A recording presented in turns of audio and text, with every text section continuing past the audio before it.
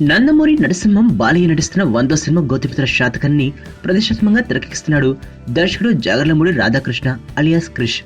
Balayya 100వ cinema అనే point మాత్రమే కాకుండా తెలుగు చరిత్రకు సంబంధించిన సినిమా కావడంతో చాలానే ఆసక్తి నెలకొంది. ఇప్పుడు గౌతమిపుత్ర శాతకర్ణికి శాటిలైట్ బిజినెస్ క్లోజ్ అయిపోయిందనే న్యూస్ హాట్ టాపిక్ అయింది.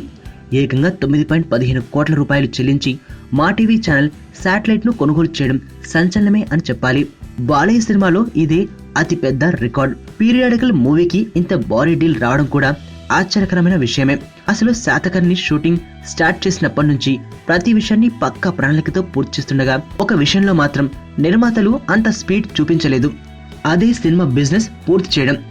సినిమా అనౌన్స్ చేయగానే బిజినెస్ డీల్స్ మాట్లాడేసుకునే రోజులైనా మూవీపై ఉన్న నమ్మకంతో దర్శక నిర్మాతలు ఆ జోలికి వెళ్లలేదు. పైగా మూవీ రిలీజ్ కి ఇంకా 4 నెలల టైం ఉండడంతో పెద్దగా ఆసక్తి చూపలేదు.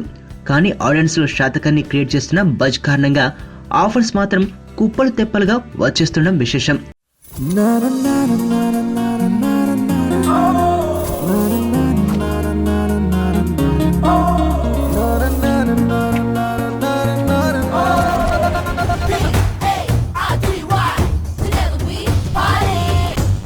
పాప బాబా రాందేవ్ బ్యాచ్ అన్నమాట.